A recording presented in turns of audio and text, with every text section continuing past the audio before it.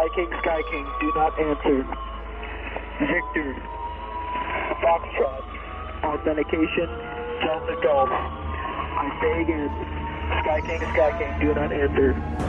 This is Collapse Out. From London, England, a podcast about mysteries, the paranormal, and phenomena. You are listening to Anomaly. Here is your host, Gledders. Hello from London, this is Gledders and you're listening to Anomaly. This time, episode 2. Thanks for all the great feedback after our first episode. Don't forget you can follow us on Twitter at AnomalyCast. If you follow us, we'll follow you straight back, and we'll also try to give you a shout out in a future episode. Apologies for a couple of audio glitches on this episode. It was a Skype problem, and as with all new things, we're working it out. We'll get them ironed out, hopefully, for the next episode.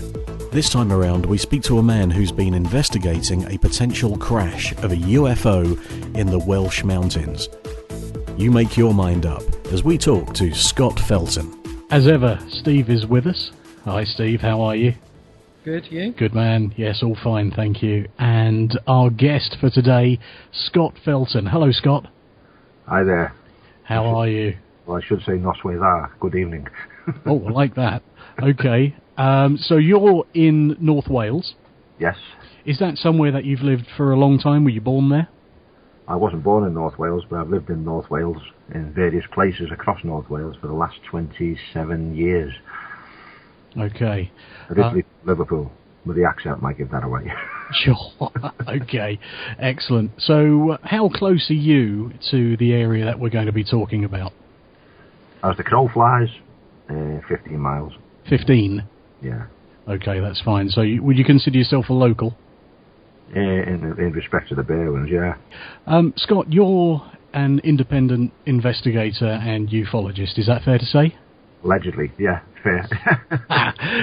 And what is the subject you're going to be talking to us about today? The Berwyn Mountains UFO incident of the 23rd of January, 1974. So it's a while ago. How old were you in 1974? Oh, God knows. Hang on, I'll tell you, 12. Okay. Do you actually remember anything from back at that time from the news? Nothing at all. Okay. So, at what stage did you get interested in this incident? I actually took an interest in it round about 2000. But that was purely linked to events which overtook me, personal events. Okay. Going back to 1997. And by 2002, I was in touch with Margaret Fry, who was the woman who first unearthed this event, as it were, brought it to the public's attention, and she was the foremost researcher of her day, you know, pioneer in that respect. So is Margaret still actively investigating this case? She's very interested. She doesn't investigate it now, but that's purely because of an age thing, you know. She was around in the days of, you know, in the 1950s when things were just starting to get going. And she was one of the earliest researchers, along with a few others, you know, in the UK. Wasn't there a story about her coming face to face with a UFO in London that landed very, very close to, in a street or something? Wasn't she involved in something like that? That was actually in Kent. Oh, was it Kent? Yeah. She's written about that and she's spoken about it extensively. She was only a teenager herself, and that particular incident, that's sort of what got her interested in it, in the subject. Quite literally, a small saucer-shaped craft came down and landed right in the middle of a crossroads in the town. And it was there for quite some time, and there was a massive crowd around it. The police were there and everything. I can't remember the name of the town now. It'll come to me in a minute. I'm terrible for things like that. But, yeah, it was in the town she grew up in. And it's freely available online if anyone just searches that, it comes up. But she she was within feet of this object, as were dozens and dozens of other people. The police were there, keeping people back. There was a lot of heat coming from the object. After a while, it took off, and it sort of rose off the ground, and it was a bit that came down the same sort of way, like a leaf comes down, swings to the side as it drops from a tree, that sort of thing. And amazingly, although despite all these witnesses and that, not a peep in the papers. That's strange. So this was Margaret's incident that she was witnessing. Yeah, sure, that got her interesting. Where, of course, she was curious as to why, amongst other things, why there was no publicity about this object. Sure. And Bexley Heath. Pardon? It's Bexley Heath. Bexley Heath, that was it. Yeah. And she also discovered that at roughly the same time, about a mile away, another one came down. So there was two, actually. Okay. Well, that sounds like a topic for another interview, if you'll come back to us. So let's get back to the Berwyn incident. This was 1974. Yes. It was, obviously, as far as most of us are concerned, a long time ago now. What has kept you interested in this for so long now? Well, I contacted Margaret Fry just after 2000, and by 2002, she was very open with it. She's very open with her notes and that. She doesn't hide anything. She's not one of these guys, who hoards information and won't share it with anyone, because, of course, that's counterproductive. Sure. So, when I went to her and I explained my interest in it, she said, yeah, let's sort of collaborate, and she showed me all the notes and diaries at the time, and all sorts of things. And but as I went through it, I noticed a lot of her research was sort of dead ends, if you know what I mean. Well, they hadn't been followed up. They'd gone so far, and she'd done research to the best of her ability. Yeah. But of course, what we have to remember is, in those days, it took you 3 weeks to get the answers to one question, because there was no internet. So you wrote a letter to someone and making an inquiry, a witness or something, You put your stamped addressed envelope in and hope it came back with some sort of useful answer, Yeah, of course. But so there was a lot of loose ends, and I went over it. And of course, at that time, there was a belief, which even Margaret held at the time, that there was a UFO crash on the Berwyn Mountains. And when I went through notes and that and studied them at length, it became apparent to me that there was something wrong, in the sense that there didn't seem to have been any evidence for a crash, Sure. But clearly there was some object on the mountains, and there was witnesses to that object, and the more I got my teeth into it, the more I was getting obstructed, and when I was making inquiries myself, I wasn't getting the answers I wanted, Mm-hmm. I could take it a lot further than Margaret could ever could in her day, and I just met a wall of obstruction. But I'm like one of those ticks that digs itself in, Okay. Well, what I'd like to do, Scott, if we go back to the actual evening in question. Yeah. Okay. And could you run us through, in your own words, the timeline of what actually occurred? It was the 23rd of January, 1974. It was a Wednesday night. We're talking about North Wales. The Berwyn Mountains is quite a bleak piece of high moorland, really, Yes, of course. And it's the sort of place where, you need to be rescued if you sort of tripped and broke your leg type thing. Still a few miles from civilization. Yeah. And it was the 70s, and not that many people had cars and things like that. There were still telephone boxes in the villages, and very few people. It was a luxury to have a telephone of your own, sort of thing. Oh, of course, yeah.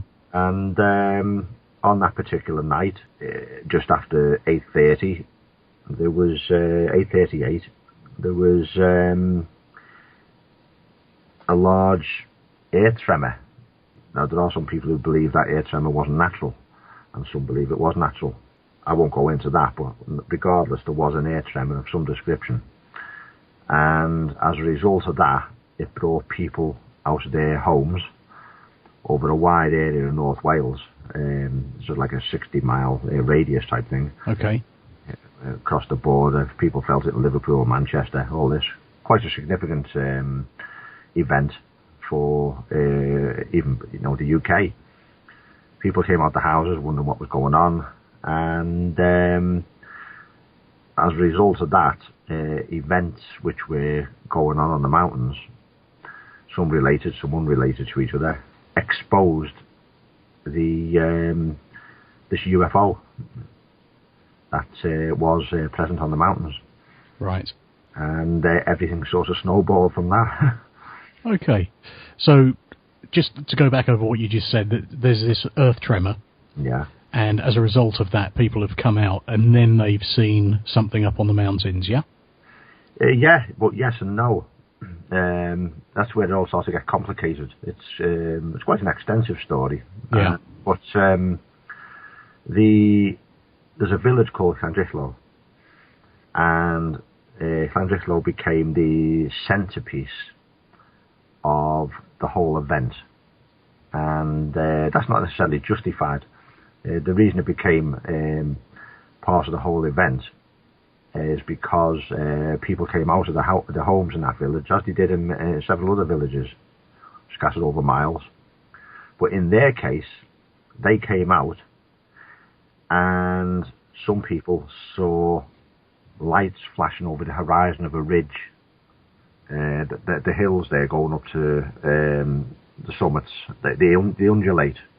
So you can see it to the top of the first ridge, and then it's flatter. Yeah. Another one. Of course, you can only see over the first ridge, and there was lights flashing round. Mm. And because during this air tremor, some people across the area, not all, believed they heard a sound amongst the rumblings, which only lasted a few seconds, what sounded like an explosion sound. And when people came out the house in Llandrillo and saw lights over the horizon of the ridge, some of them put two and two together and concluded there may have been a plane crash. Right, yeah. Yeah, which is, perfectly feasible, perfectly logical. Absolutely. Yeah. In fact, telephone calls were made via the emergency system. We call it 999 here, the 911 in the state. People phoned the police to say that they thought there'd been a plane crash. Is that right? Yeah. Well, even some local police officers themselves believed that, because they were also witnesses to these lights, Right. And they were also contacting the superiors. But the events that unfolded was because it was such a large affected area with this air tremor. A large number of members of the public were phoning into the police and the emergency services, and the phone lines were jammed up and all this business. And some people made several attempts to get through before they actually got to speak to somebody. And at the same time, people were reporting lights in the sky, aerial phenomena.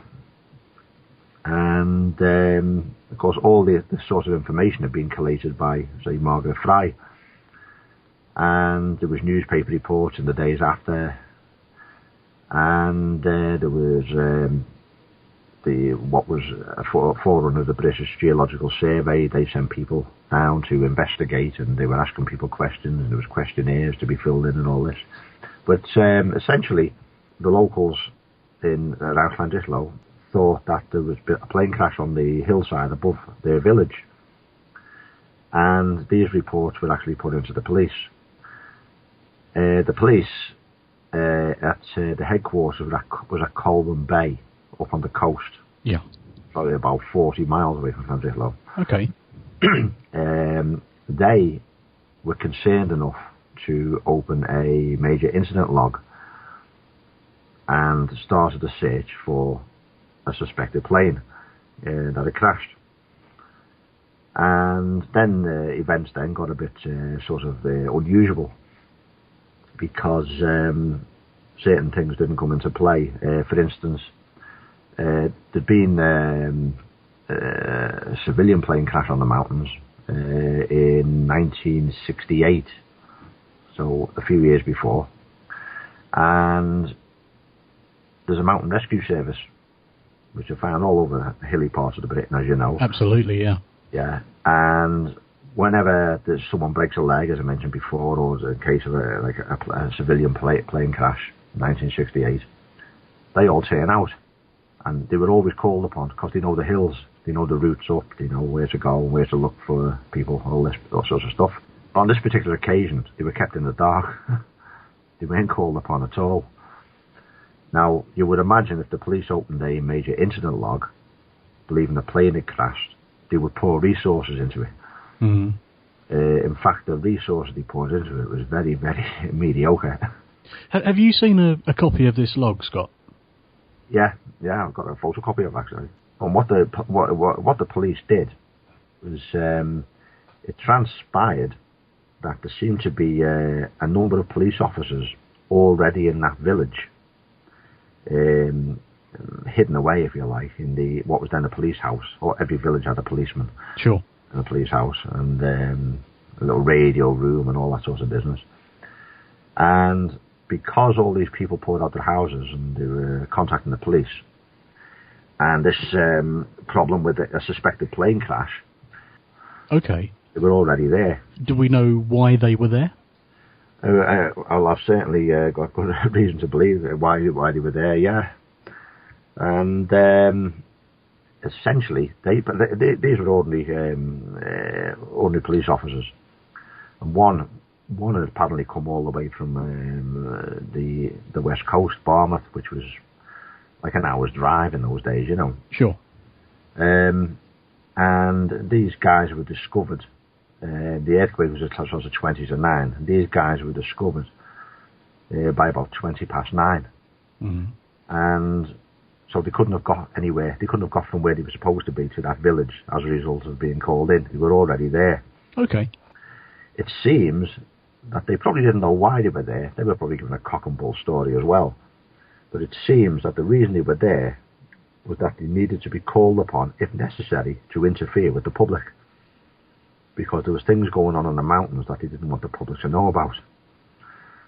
And by and large, it was a dark, cold, slightly drizzly January night.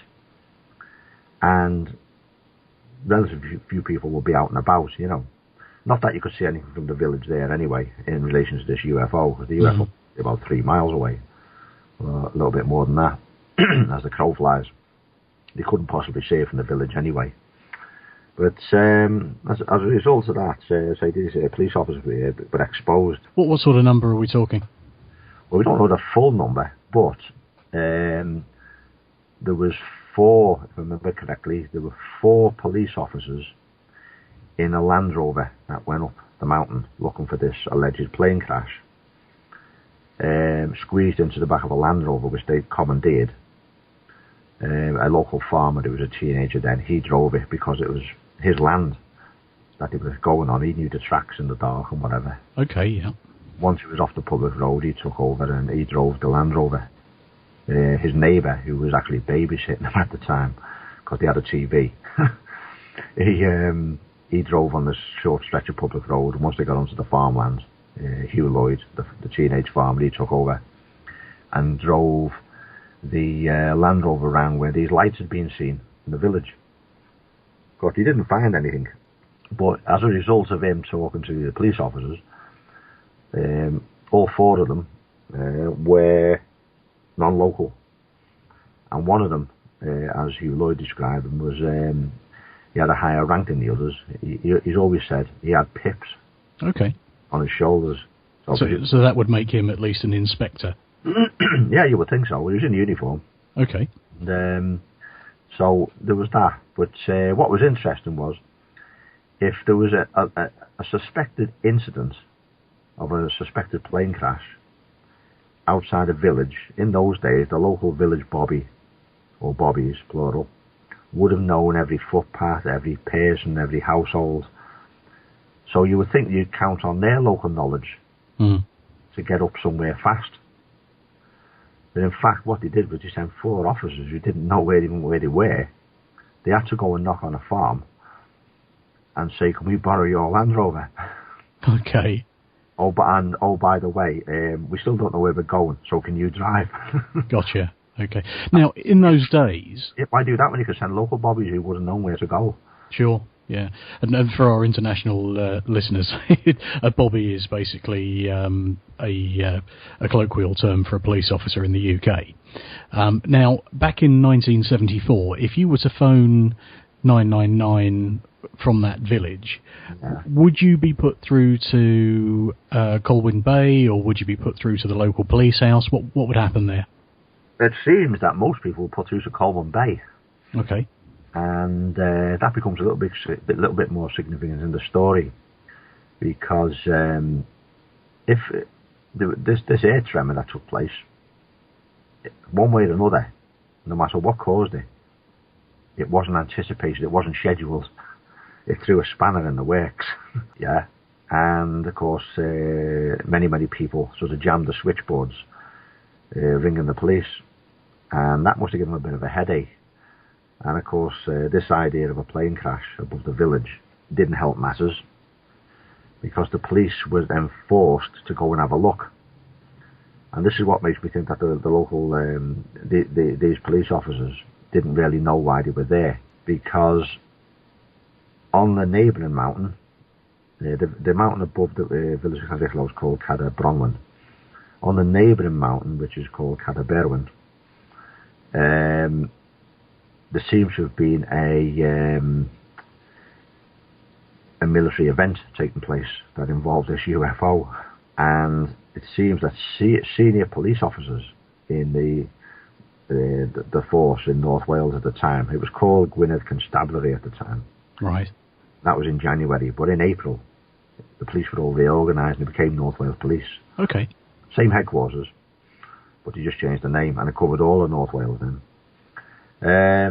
Certainly senior police officers knew what was going on, and they must have known that there was events going on the neighbouring mountain. And the reason they drafted the police in was to interfere with the public, should they discover what was going on. When you mean interfere with the public, you mean keep the public away from any incident and stuff like that? By and large, the police weren't expecting any bother at all. It would have been just another night, and if it hadn't been for that air tremor and people coming out of their houses, this UFO event may have come and gone, and no one would have known about it at all. Sure. But as a result of people going out of the houses, the police being exposed, and why are the police here, and then other witnesses saw things on the neighbouring mountain, and then it all sort of escalated, and since then the authorities have done the best to keep a lid on it. It does beg the question, though, Scott, that if senior officers knew about it and they drafted officers in to deal with something up on the mountains, why would they not have provided them with the appropriate transport rather than having to commandeer a local lad's Range Rover or Land Rover? These guys were actually in the village. Yeah. Yeah, and they would never have gone up onto the mountains. There was never any intention for these guys to go up on the mountains. They would have been, if members of the public had come out and said, hey, there's something suspicious going up on the mountains there, you know. Yeah. They would have been used then to sort of suppress that, you know, oh no, you're talking rubbish, or we'll go and have a look, you wait there, and then you'll go around the corner, have a cup of tea, come back and say there's nothing going on. Okay. That sort of thing, you know. What brings you to that conclusion, though? The police that were present weren't equipped to go up on the mountains. Yeah. You know, so the fact that they were there, even there, and if they weren't local and they were already there waiting, my conclusion there was that they were just sat in the police station, idling the time away, and if things had gone according to plan, maybe a couple of hours later or something like that, they'd have called off whatever the operation it was, and they just said, right, go back to wherever you come from, you know. Sure, okay. But they were there to, as I use the term, interfere with the public if the public got too nosy about things that were going on, you know. Through your research, have you managed to identify any of those police officers? Yeah, the ones who were outside who got drafted in, none of them had been able to identify. Although there are plenty of witnesses in the village who can testify to the fact that they definitely weren't local. And okay. Spoke to these people. Hugh Lloyd being one of them. He spoke to all of them in the back of his Land Rover, and they were all from far away. But the one who sticks out in his mind was one from Barmouth. None of them were non-local. I mean, all the police officers there were local guys. They lived in the community. If you turned up in the village just walking, you had a strange face. All the curtains would be twitching and all that. It's one of those type of places. So anything new and unusual didn't go unnoticed. So it was that sort of place. But the local officers, local to Llandrillo and in the surrounding area, their involvement in it wasn't hidden away or anything like that. There's one officer who in the village, he actually phoned in. The original conversation was recorded in Welsh. That's the language they used. He said there'd been a huge explosion and there was lights on the mountainside, and he feared that a plane had crashed, and that was a police officer phoning that into his superiors. Yeah. In fact, from one of the stories that I read online, I don't know if this is actually accurate, Scott, so maybe you can help me with it, but one of the sergeants who responded to this went on to become Assistant Chief Constable of North Wales Police, is that right? Yeah. He seems to have a meteoric rise. Okay. But he's a witness to the actual incident. No, he's not.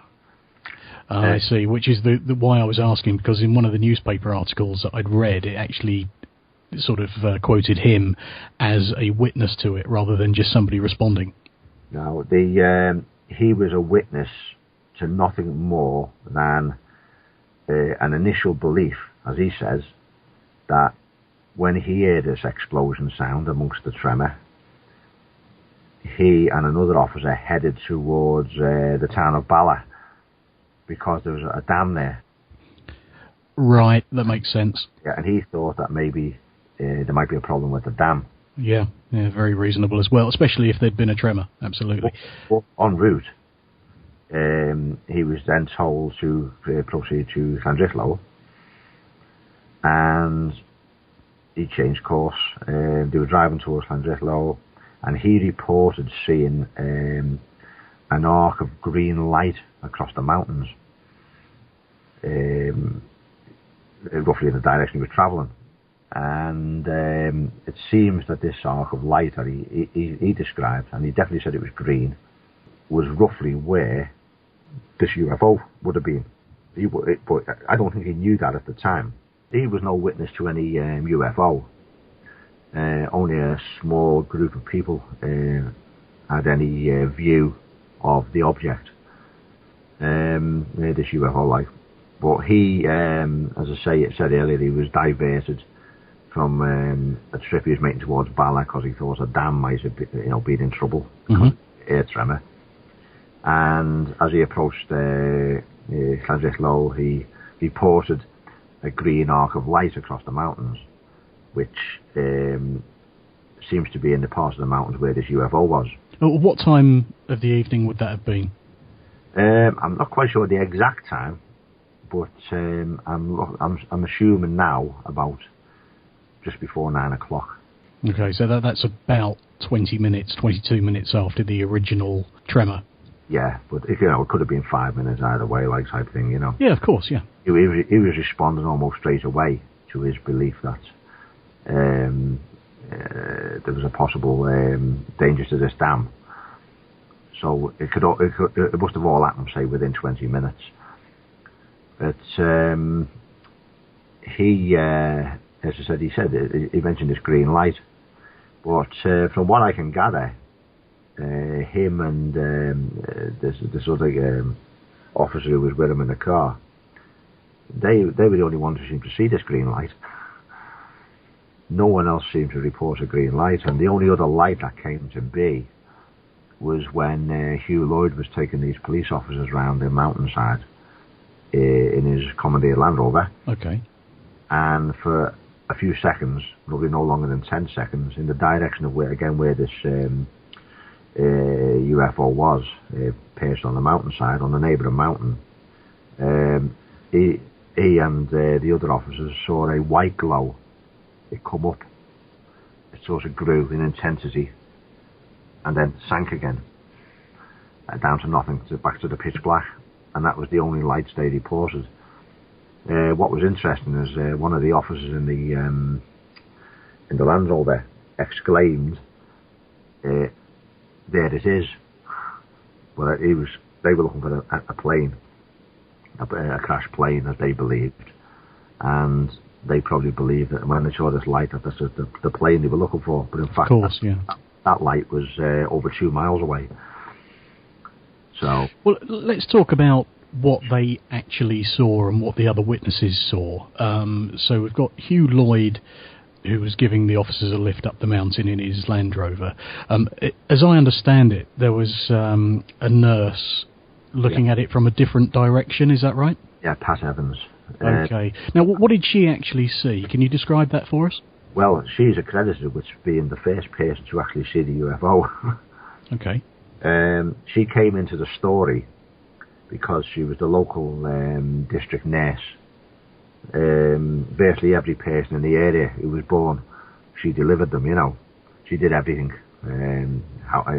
House visits, looking after kids, bringing them into the world, all that sort of business. And she knew everyone who was worth knowing. And what did she see? Well, she experienced the earth tremor like everybody else.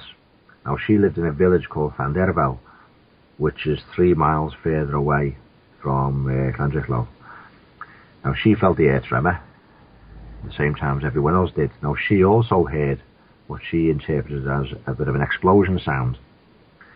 Now, she can't see the Berwyn Mountains as such from where she lives in her village. Okay. The topography of the land just doesn't allow it. And so she suspected, because she knew planes had crashed on the mountains before, she assumed a plane had perhaps crashed on the mountains, but she wouldn't know where. It was just an assumption. Now, she was ringing the police because she thought it had been a plane crash. Because she was a nurse, she wanted to offer her services if that was the case. It took her several attempts to get through to the police, but she got through to them just before 9:30 in the evening.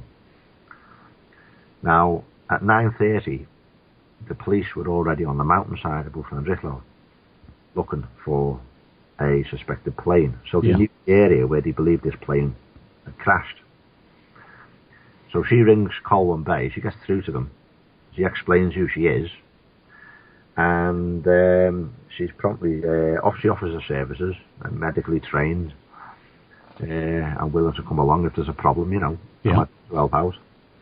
And she was told, oh yeah, thank you very much.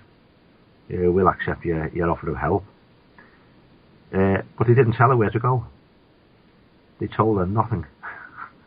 Were they perhaps working under the assumption that she knew exactly where to go for this?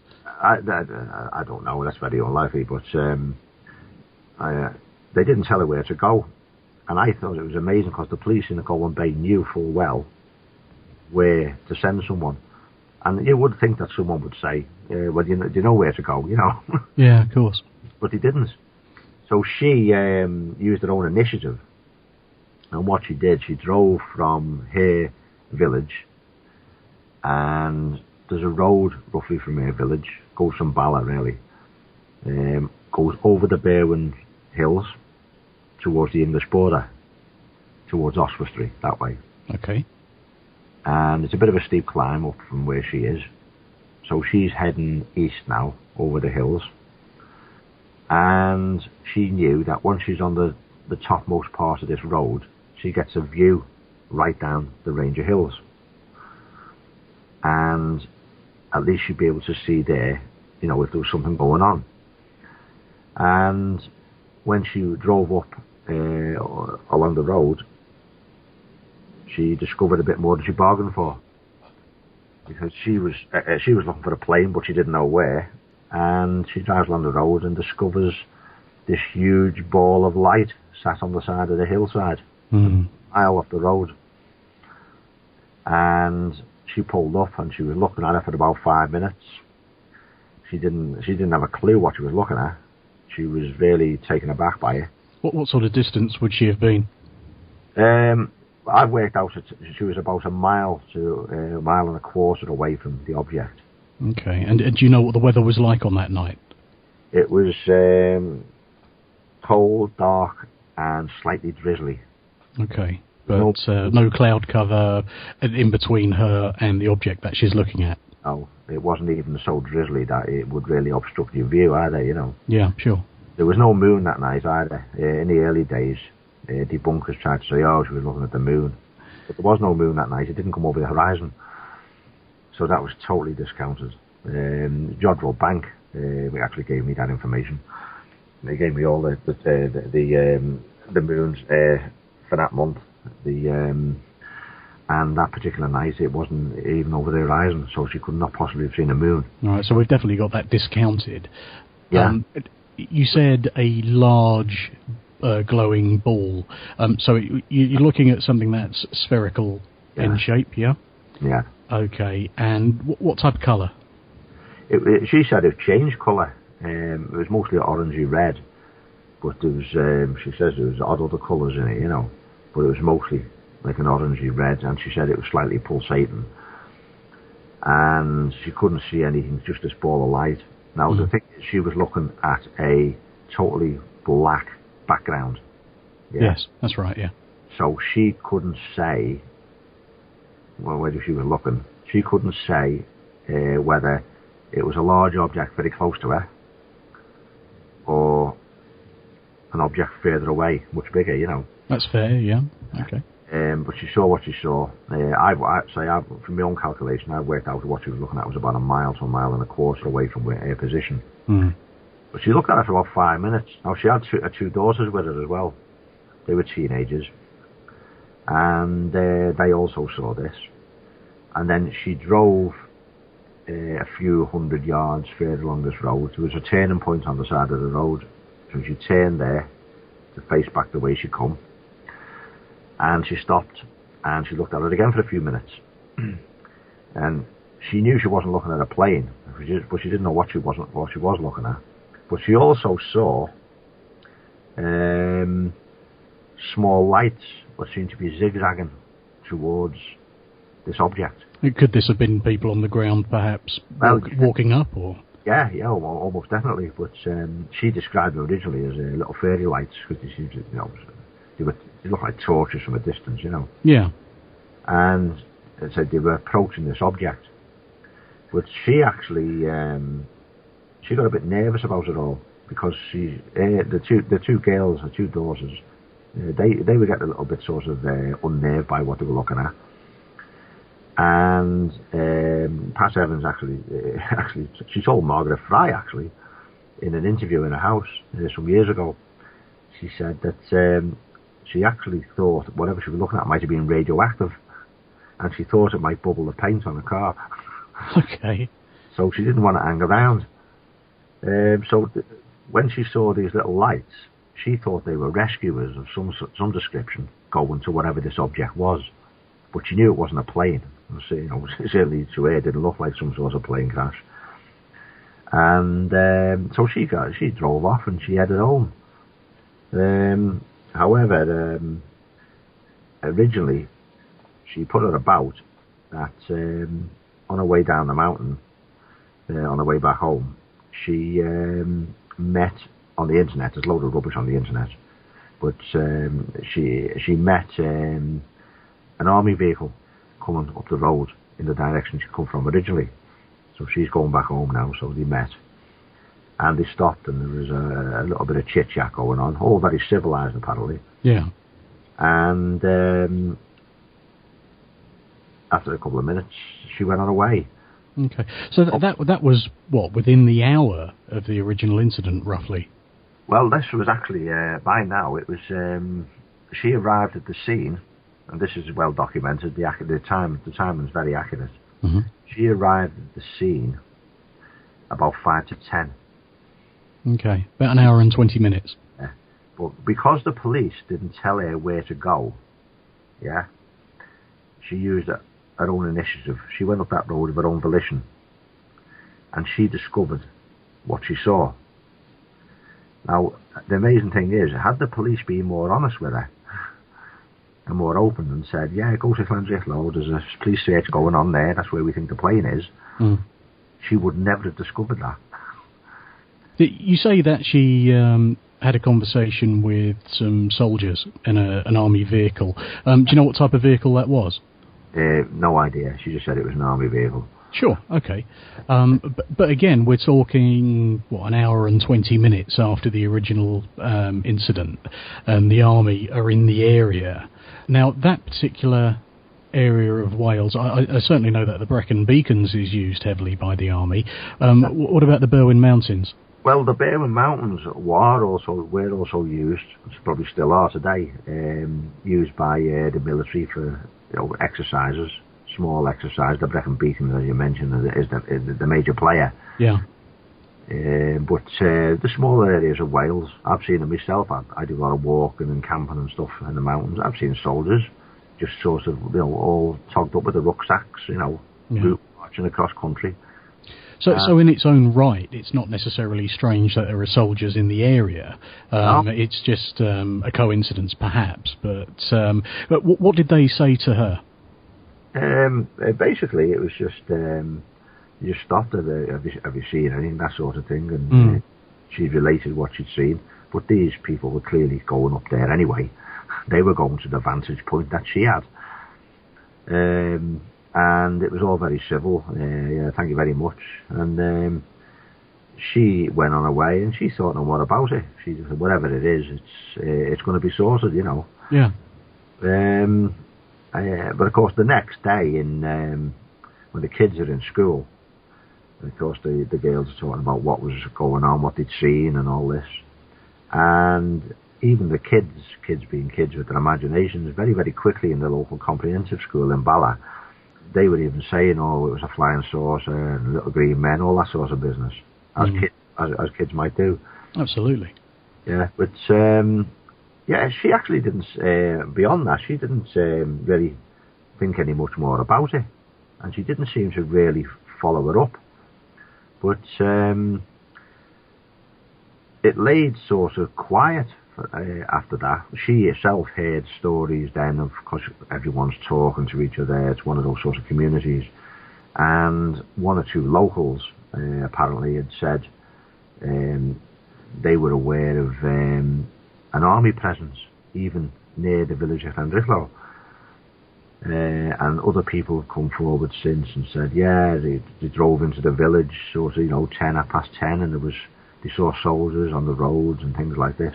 We're not talking like dozens and dozens of vehicles or anything like that, The internet's blown that up. There's a lot of people here saying that the village was swamped with soldiers and there was roadblocks and all this. Well, there was a photograph in, I think is it the Daily Post, the local paper, which showed a military police jeep and what looked like a 4-ton truck as well, which in itself is not a lot of soldiers, but it shows that there's some sort of interest. Do you subscribe to the theory that there was a crash, or do you think that something's visited and then gone? What do you make of it? I subscribe to the theory that a vehicle of extraterrestrial origin landed on Berwyn Mountain that night, stayed a while, and then left. Now, whether it chose to leave of its own volition or whether it chose to leave because there was a unit of soldiers perhaps approaching it, I don't know. But what's certain is there was no crash of that particular object. Certainly there was no crash. It landed quite happily, it stayed a while, and it left quite happily. So, speaking of coincidences like we did earlier, is it then a coincidence that there was a tremor at the same time? Because people don't seem to report earth tremors when UFOs are sighted normally. Is it one of these things where several things have happened roughly at the same time? There were certainly coincidences. I mean, it was a coincidence that an air tremor occurred. People come out and saw lights on the hillside above their village, and they assumed a plane had perhaps crashed, you know. Yeah, and I think that's a fair assumption to make as well. In fact, those lights were traced to some local lads who were out lamping rabbits. Okay, yeah. And they've come forward. The story all tallies, you know. They were interviewed by the police. That's all above board. They were sure. There, yeah. I mean, for those that don't know, lamping is it's a method of dazing rabbits and other animals for in order to kill them if you're hunting. You wire up a car headlight to a car battery and just blind the animal. So if that's what they were up to up on the mountain, these boys. Yeah. Well, of course, in those days, they made those lamps crudely, as you say, out of car batteries. Yeah. One of the interesting things is, I mean, when I left school, I trained in gamekeeping, and I've always been interested in the countryside, and I used to do a lot of shooting and stuff like that, you know. And these various hunting methods and pest control methods and that, they were perfectly natural to me. And I was fortunate because of my knowledge of that. Because when I discovered some of the attempts to rubbish the event, one of the people who were targeted was these lads who'd been out lamping. Now, when the earthquake occurred, people came out their houses at 20 to 9 in the evening and immediately saw these lights on the hillside above them. And they actually saw these lads lamping. Now, that didn't stop debunkers saying that, in fact, the light that Pat Evans was looking at was their lamp. And there was manipulation of the facts going on and all sorts, and information was all withheld to create a debunking scenario to do away with the idea of a UFO presence. Okay. And one of them was that Pat Evans actually saw this. They were described as poachers, but they weren't poaching at all. This poacher's light. But in fact, what was withheld was that these lads, as you've just described as well, the lamps were made in those days from a car headlamp, a crude on and off switch, and a car battery. Yeah. But extremely heavy to carry. And this is really hilly terrain. You can't walk far with one of those things on your back. No, and of course there's another aspect to that as well. That if you have the object that Pat's looking at, which she described as large, but with fairy lights walking up to it, and if we're assuming that those fairy lights are people on foot with torches, then for the debunkers to say that the main light is nothing more than a car headlight, well, that would be small as well. Yeah, well, in fact, the drain time on those batteries, even if you were trying to conserve the battery energy, is less than an hour. Yeah. And it was documented that these lads were on the way home because the lights were dimming. And at about 20 past 9, they were halfway down the hillside to the village, and the lamps had been switched off because the lamp was dead. And that was at 20 past 9. Yeah. And they actually watched the police going up onto the hillside. Okay. Because the police actually found their car blocking the way. And the police moved the car. Yeah. It was in the way, so all the times were all well documented. But that didn't stop the people like with the likes of Andy Roberts, for instance, who was a well-known debunker of the case. He said that Pat Evans saw their light, even when he knew those lads were off the mountain at 20 past 9, and he knew she was looking at a light at 5 to 10. Okay. So you mentioned the debunkers. What other theories are there about this incident, and how has it been described and answered away by others? Well, every excuse under the sun came out of what it was. The most obvious one I've just mentioned, Pat Evans was looking at the poacher's light. Yeah. In the early days, these lads, when they were interviewed by the police, the youngest lad, they had a gun. The youngest lad didn't have a license, so they were blagging the police. And when the police interviewed them, said, "Why were you up on the mountainside?" They said, "We were camping." They actually told them. Nice time of year to go camping. It's actually one of the police statements, they were camping. But believe it or not, in the early days, Andy Roberts, if I mention him, he actually took this report and said the light that Pat Evans was looking at was their tent illuminated from the inside. Okay. Yeah. But he omitted the fact that they were on a totally different mountain. But in fact, their light was extinguished 45 minutes before she even turned up. So she could never have been looking at their light. And also, again, they weren't even on the same mountain. It's interesting stuff. When, if other people want to learn more about this incident, where should they go to find out more?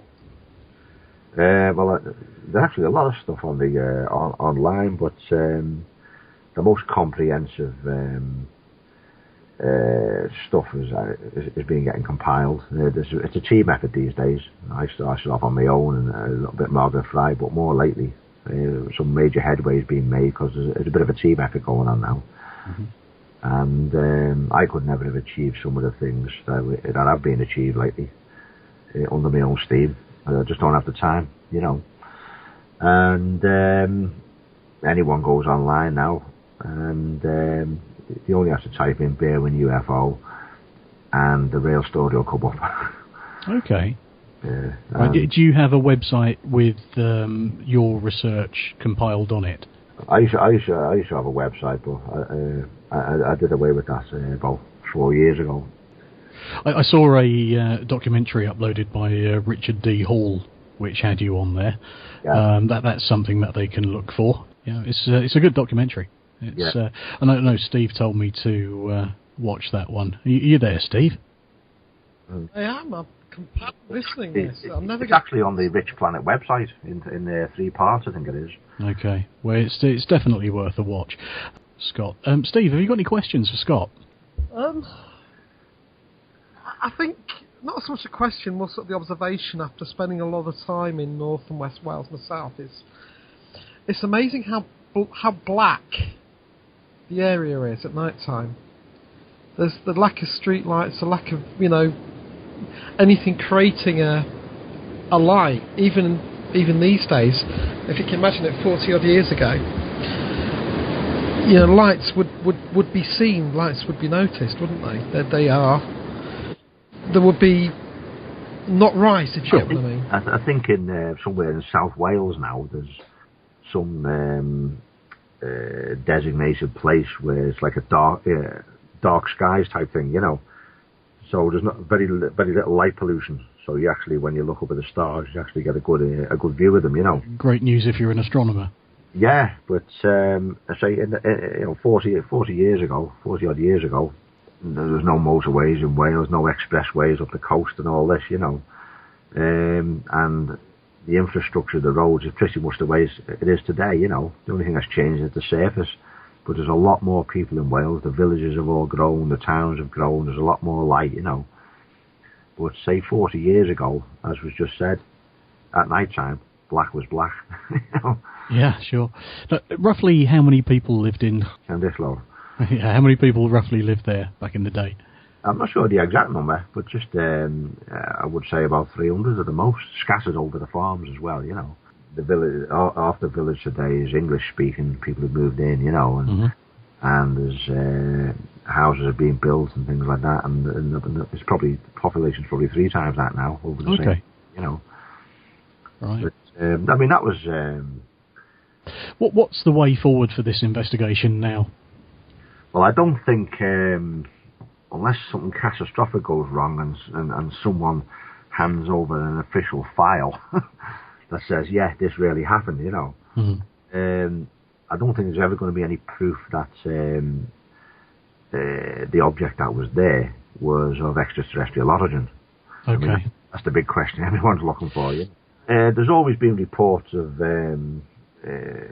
lights in the sky and UFOs. I mean, in that documentary you mentioned before, the Channel 5 one, one of the guys in it was, I can't remember his name now, he was a retired gamekeeper, and he described 2 weeks or 3 weeks after the event, in a village on the other side of the Berwyns, seeing a UFO in the sky. He said it was like a rugby ball stood on end, and he said no one would believe me. Yeah, he was with a couple of mates actually, they saw it as well. But he said no one would believe me if I had to come out the pub. He was on his way to the pub, and he said, but they're on the way to the pub, he hadn't had a drink. And that guy was very useful because he was a local, he worked at the local, as a local meteorologist. And he kept a diary of the weather conditions in the mountains every day for years. And he entered this in to his diary, what he'd seen, plus a description of it, And of course, in years later, it's valuable evidence. He's actually, got it dated when he saw this and what time it was and all this. And that's good evidence. Absolutely. People don't have that sort of evidence. People see things all the time, but they don't have the presence of mind to actually record what they're looking at, And a lot of people film things in the sky now with their phones and stuff, but by and large, they're just lights in the sky, and they could be anything, Sure, yeah. But I was often asked, how could the military have known? Because bit we didn't cover before was, in the old days, up to about the year 2000, certainly, everyone, including Margaret Fry, believed there was a crashed UFO on the mountains. And that crash was a linking of its presence with this idea that there was an explosion sound. So people put two and two together in May 5 that the UFO crashed. Mm-hmm. And then stories emerged of a cover-up, there was a clean-up operation and all this business. And they managed to do this in one night. Okay. Sterilise the place. And if you look at some of the reports online, there was bodies everywhere, alien bodies, some dead, some alive. This ship was blasted to pieces over a wide area. You're not going to clean that up in 10 hours of darkness. And there's all sorts of stuff, farmers being booted off the land and all this, and restricted. But that was actually relating to another event in 1982, and certain things were sort of put together. And again, the debunkers took events in 1982 when farmers were kept away from a plane crash, a military plane crash, and said, oh no, they confused it. The farmers were kept away from the land when they cleaned up a UFO crash in 1974, a few years earlier. Right. But that wasn't the case. But by the year 2000, and certainly by 2002, when I've been looking at Margaret Fry's notes and all the research, there wasn't a case for a UFO crash. And then as witnesses came forward, who claiming they saw this thing actually come down, and then people say they saw it fly away, it's not a crash. There was no, that object that was seen, that object itself certainly didn't crash. It just wasn't possible. And it seems that this original idea of a crash may very well have been disinformation to tie people up into researching a crash scenario. Right. Diverting them away from the real things. But people said to me, when they did believe there was a crash, how could the military know that a UFO was going to crash? How could they be in wait for an object that was going to crash right in front of them? It's not possible. No. But you mentioned before about people saying, have they seen other things? Well, I came across bits and pieces in Margaret Fry's notes, and when I was talking to people like Hugh Lloyd, he told me, people said they saw lights in the sky 2-3 weeks before this event. And of course, that gamekeeper came forward and recorded good evidence he'd seen something 2 to 3 weeks after the event. And when I acquired that information, I thought it suddenly became very obvious. The reason that those guys were waiting for it wasn't because it was a crash and they got lucky because it had crashed in front of them, because they couldn't possibly know that. They were waiting for it because it had been coming down regularly, and that's how they'd sussed it out.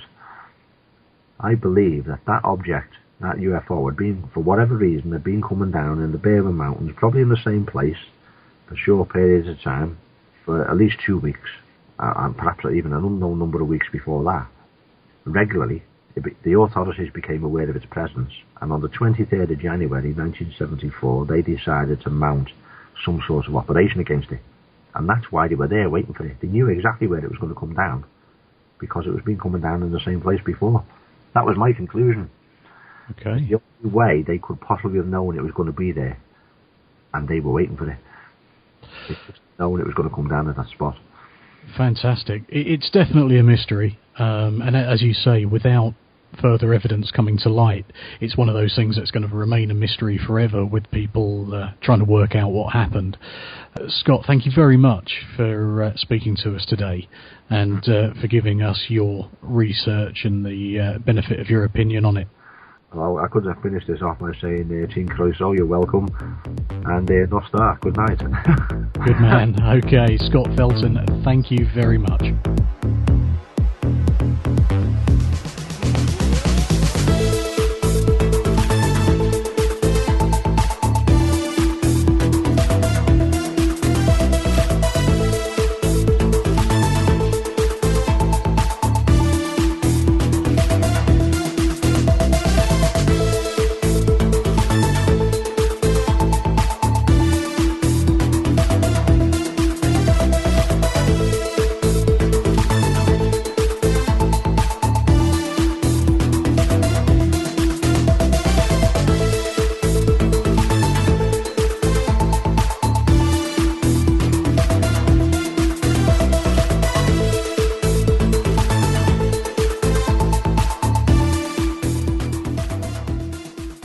Anomaly is independent media.